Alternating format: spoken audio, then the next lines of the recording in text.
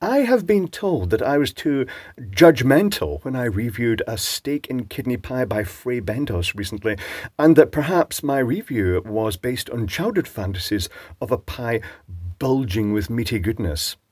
It wasn't, it was mainly gravy, but I have since been told that not only are these not made in Poland, it does say on the back, Fray Bentos Foods Berdzina Waltz in Poland, but also Fachebers, Scotland. And this pie may actually be made in Scotland. However, I've been told the chicken one is much chunkier, so that is worth checking out.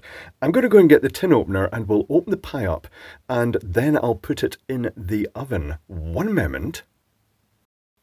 Here is the tin opener. It's a side cutting one. And apparently the choice of tin opener is a big factor because these pie tins apparently destroy some tin openers, but that's fine. It's not destroyed this one yet. This is where it bursts in the process of taking it off. I also mentioned in the past, I'm making sure there's no metal strands coming off of this thing, that since 1881 is definitely not the age of the pie, but Steve at MRE Info would definitely have a go at eating one from 1881. Is this almost here? Is this almost here? It is. Off comes the lid. There's the pastry. There is liquid on my bench. This pastry, it does only cook in the top. Apparently, you can part cook it and then slit it round and then take it out and put it in the oven and cook the other side. Might try that, but to be honest, I do recall the sticky, gooey pastry as being a feature of this in the past. So I'm going to bake this now in the air oven, which is basically a mini fan oven. And then we'll slice it open and we'll see what's inside. Stand by for meaty pie goodness. The pie is ready. Let's explore. To respond to the people who said I didn't cook the other one long enough, it's completely black now. So that has definitely been cooked long enough. And you can cook them in the air fryers because, as I mentioned, they are a little, basically a little hot air convection oven, just faster. Okay, let's lever up the pastry with its multiple layers of squishiness. Multiple layers of squishiness. And see what we're getting underneath. Is it going to be a gravy fest? Or is there going to be big chunks of chicken? It looks as if it is... No, it doesn't look too bad, actually. Is that meat? It looks meatier than the other pie. I mean, it's little shreds of chickeny type stuff.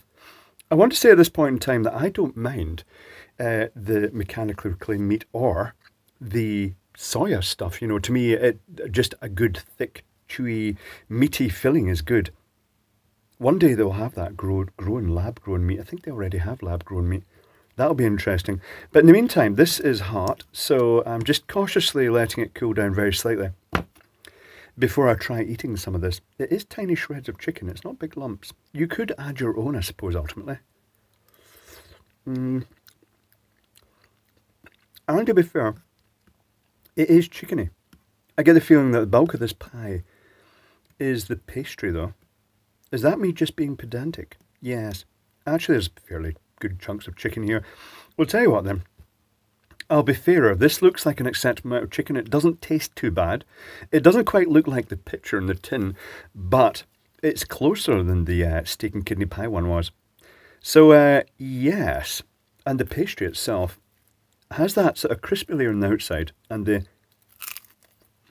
mushy layer on the inside, which is quite nice. So, I shall concede. Now, it was also mentioned that what do you expect for £1 from Poundland? This did not cost £1. This was like something like £2.50. But again, what do you expect for £2.50? But there we go.